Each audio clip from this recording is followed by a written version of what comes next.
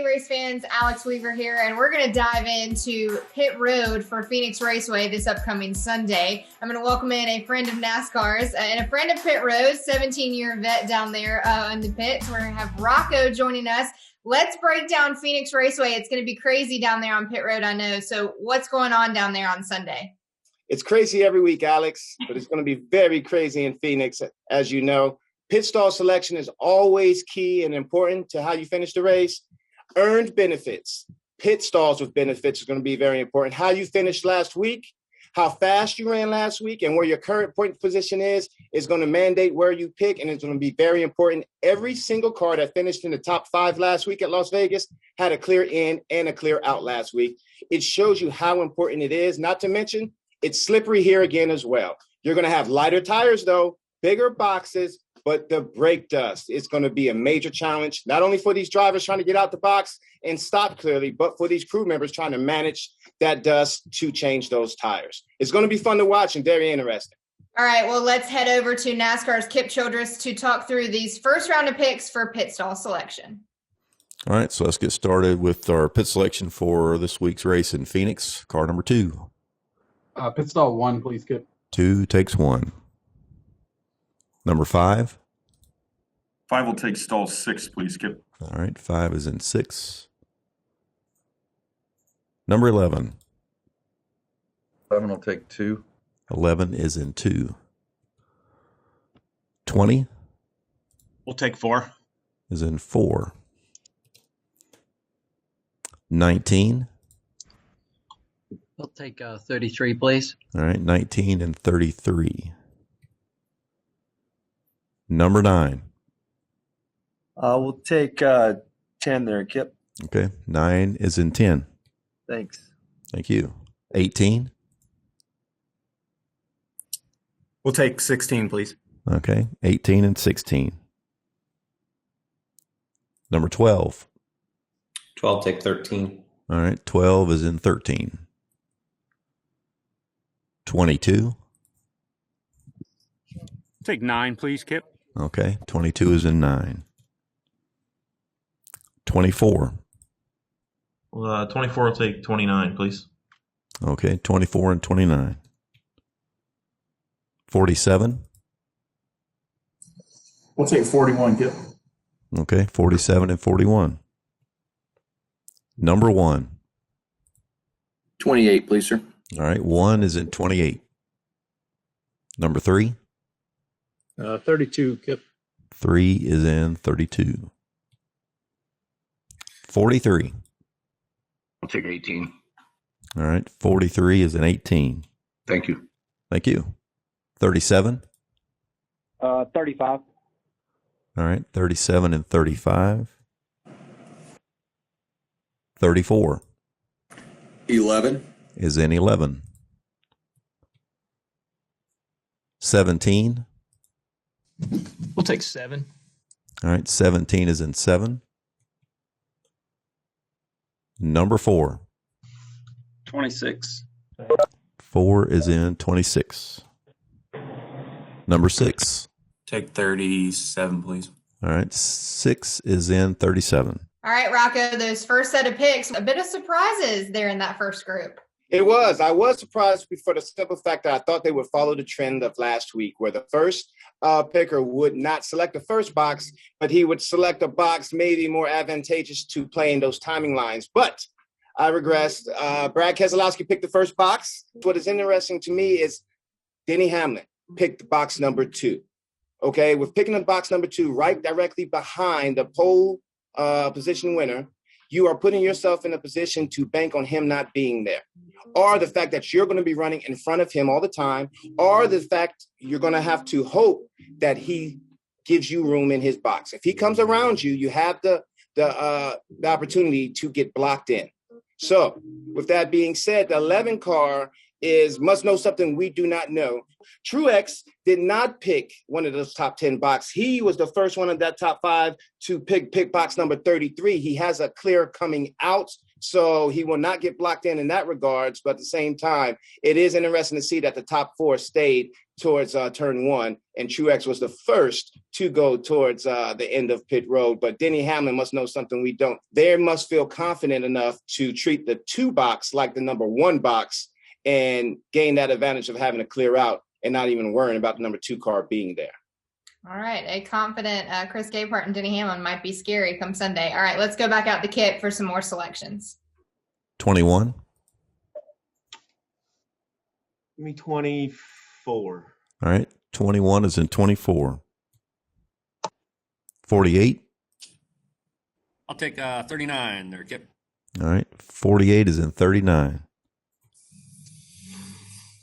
42. 42 will take 22. All right. 42 is in 22. Number 8. Yeah, I'll take 20, Kip. All right. 8 is in 20. 41. 30, please, Kip. All right. 41 is in 30. 23. I'll take 31. 23 is in 31. 14. 34, please. 14 is in 34. 99. Hey, Kip. We're going to take 40. All right. 99 takes 40. 38. We'll take 38, Kip. Okay. 38 takes 38. 77. 23. All right. 77 is in 23. 78. I'll take 27, Kip. All right. 78 and 27. 51. 17.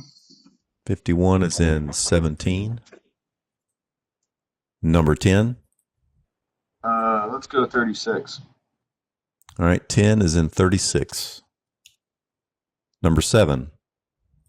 I will do 3. 7 takes 3.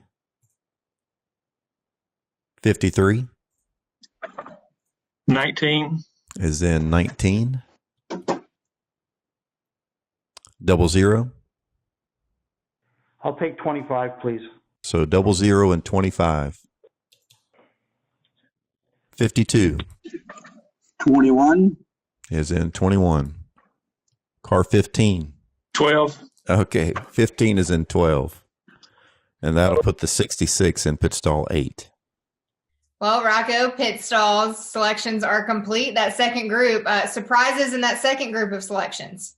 No surprises. I mean, you have to work with what you got to work with when you're picking that low, which means you need to run better the week before if you want to get out of that group. But what I do have to say, I do feel sorry for the Stewart-Haas Racing. They have a long day ahead of them. The only one that made out okay out of that group was Kevin Harvick. You know, I feel good about him in this race. Therefore, he's pitted between the 78 and the 00. He probably will not be racing around them. So ultimately, he obtained a clear in and clear out with his 18th pick. So he won. Can't say that for the rest of the Stewart-Haas drivers. The number 10, the number 41, and the number 14. The 10 is in between the 6 and the 37. Now, we know those cars are starting in front of him. He might have to come in between those cars all day. The 41, Cole Custer, is in between the 23 and the 24. He's got to come around them all day for the start, at least for stage 1 until he gets past them. And the number 14 is in between the 37 and the 19. They have to come around those cars until he gets around them. It is a rough day for those guys. Good thing the crew members, when they get to the race, they're abreast and they know who they're going to be pitting around. So they'll be up for the challenge when that race starts, and they'll be ready to handle that. Well, it sounds like to me that Stewart-Haas Racing is going to have a long Sunday, but we know that there's going to be one winner when it comes to victory lane, but there has to be some winners and some losers on pit road. So, Rocko, who's your winning teams for pit road and the best selections?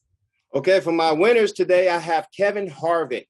Kevin Harvick has won with the picking 18th and still able to maintain a clear in and a clear out. Not to mention he loves Phoenix. He run well at Phoenix. He hasn't run well lately, but it's Kevin Harvick, y'all. Calm down, take a deep breath. He's my winner. My losers are the rest of the Stewart-Haas Racing team, the 14, the 41, and the 10, for the simple fact that they do not have a clear in and out, and they will be coming around cars all day unless they can get around those cars early on in the race. So those are my winners and losers. They all come from Stewart-Haas. Kevin Harvick is my winner, and the rest are their losers unless they can overcome those challenging situations and tasks that they have ahead of them. I feel like Kevin Harvick needs a bumper sticker now. It's Kevin Harvick, y'all. That can be his intro for everything. All right, so my winners and losers. My winners, I think the 11 has something figured out. I don't think they're worried about the 2 in front of them at all. So I'm going with the 11, and then I'm also going with the 9, that clear out for that camp. I know that they are looking not to repeat the mistake that they made at Phoenix from the championship, which ultimately didn't even cost Chase at all. But I think they'll be clean on pit road. And then my loser, I hate to say this, I'm really sorry, Michael Jordan, you're still my GOAT. But the loser for me this weekend is going to be the 23 of Bubba Wallace. They have Austin Dillon in the 3 behind them, the 41. I just think it's going to be super difficult right there in the middle in pit stall 31. All right, Phoenix Raceway, here we go Sunday. Final thoughts. My final thoughts is, hey, man, the margin for error is shrinking. You know, accountability is running high now. We're here at race 5. These teams are wanting performance. They are wanting results, and these teams have to deliver them. The microscope will be on all of them. There will be no excuses. We have lighter tires. We have slipperier box. We cannot have bad stalls. We cannot lose spots on pit road. These guys know that. The backups are salivating, waiting to get in after this week. So brake dust, lighter tires, and accountability are all going to play a major role here at Phoenix Raceway. It is a big race, not to mention we're coming back here in championship week, so it's a tune-up as well. We have to get our ducks in a row now. Those crew members and those drivers are thinking about that now. All right, well, a good practice for November, and we're also staying out west in the NASCAR Cup Series, and we know when NASCAR's in town, we put the wild in the west. So let's get it going. Sunday, 3:30 p.m. Eastern on Fox. You're not going to want to miss it. Rocko, I appreciate you, and we'll see you next time as we break down the pit road.